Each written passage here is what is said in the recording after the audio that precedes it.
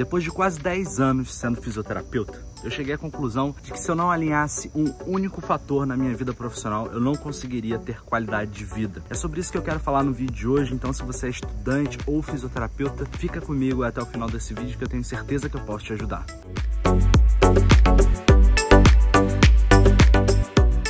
Então vamos lá, pessoal, direto ao ponto e sem enrolação. Na verdade, esse vídeo aqui vai ser um vídeo no qual eu converso com vocês sobre organização de agenda.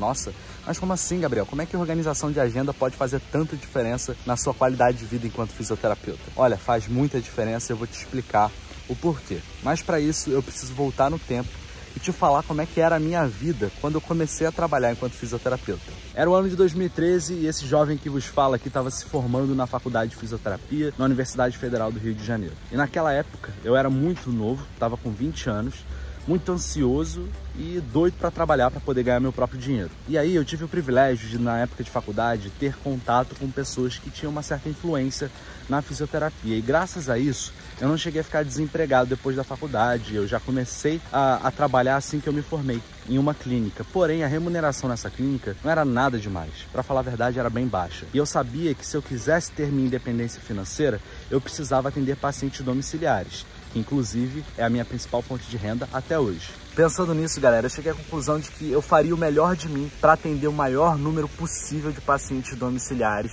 quando eles começassem a aparecer, porque eles só foram surgir depois de alguns meses trabalhando dentro da clínica. E eu me lembro, galera, como se fosse ontem, de quando as oportunidades de atender pacientes domiciliares começaram a surgir.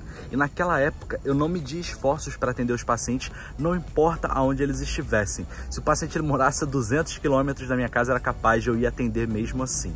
Só que com o passar do tempo, eu comecei a perceber de que eu estava perdendo muito tempo de vida em trânsito. E aí é que a minha ficha começou a cair. Os meses iam passando, se transformavam em anos e tinha uma coisa, galera, que estava cada vez mais me incomodando, que era o cansaço. Eu estava muito cansado e não era de atender, eu estava cansado do deslocamento entre os pacientes. Naquela época eu tinha tanto medo de perder o paciente, de ele não querer fechar o tratamento comigo, que eu alocava ele na minha agenda em um horário aleatório para mim, que fosse mais confortável para ele.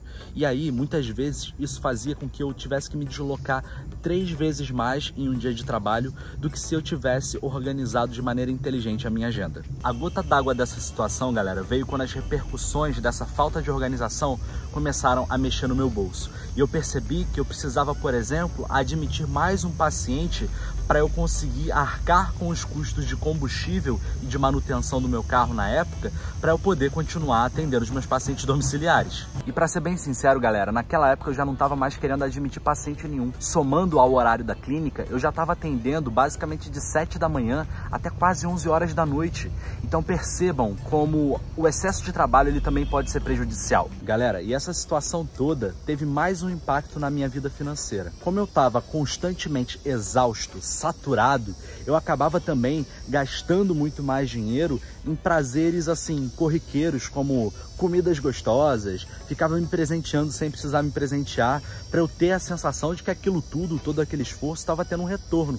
Então acabava que eu tinha mensalmente um gasto elevadíssimo para tentar compensar essa sensação de cansaço e de exaustão. Isso aconteceu, galera, lá pro ano de 2016, que foi quando eu cheguei à conclusão de que realmente não dava mais. Eu precisava mudar alguma coisa na minha vida profissional para que eu pudesse, primeiro, ter mais qualidade de vida e, segundo, para eu ter menos gastos mensais. Então, a partir de agora, pega papel e caneta, porque eu quero começar a compartilhar com vocês algumas das estratégias que eu utilizei para melhorar a minha vida nesse sentido. A primeira estratégia que eu adotei foi aumentar o valor da minha sessão. E eu fiz isso da seguinte forma, galera. Eu estava com a minha agenda relativamente lotada e quando eu dei alta para um paciente e tive de admitir um novo paciente, essa admissão já aconteceu com o valor de sessão reajustado. Isso me deu liberdade e, aos poucos, flexibilidade para eu ter menos pacientes na minha agenda e ainda assim começar a ter o mesmo retorno financeiro que eu tinha antes.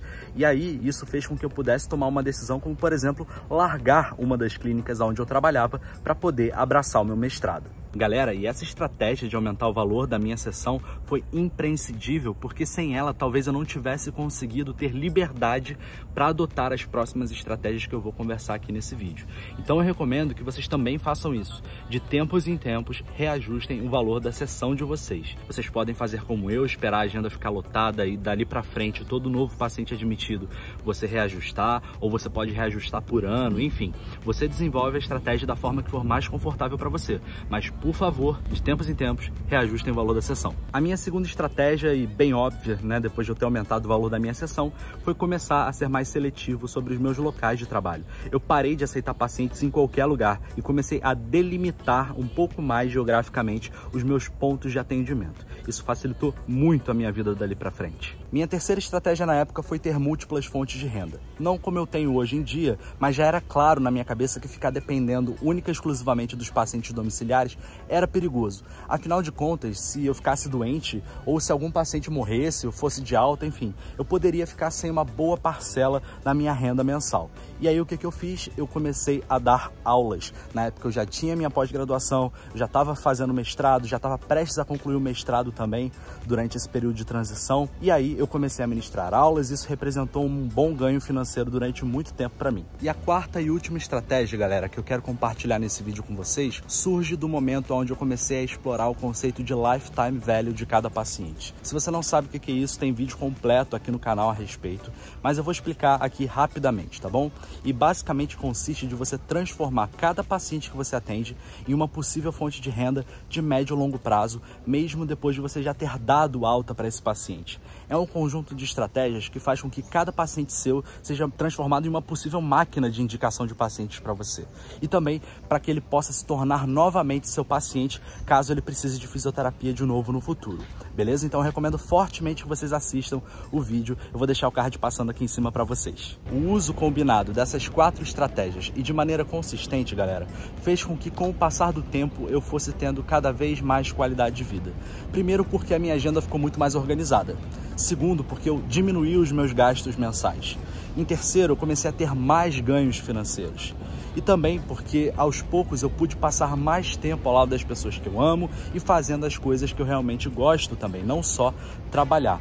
Então, se você está passando por algum momento de vida no qual você não está tendo tanta qualidade de vida assim na fisioterapia, ou se você ainda é estudante e está, sabe, já querendo se preparar para o futuro, tenta aplicar essas estratégias que eu falei para vocês nesse vídeo, que eu tenho certeza de que vai ajudar vocês no curto, no médio e também no longo prazo. Beleza? Agora eu tenho que ir, eu vou agora para o meu próximo atendimento. Espero que vocês também tenham uma ótima semana, na verdade um ótimo final de semana, porque hoje é sexta. E é isso, eu vou ficando hoje por aqui, eu sou o Gabriel Miranda, um forte abraço para vocês e tchau!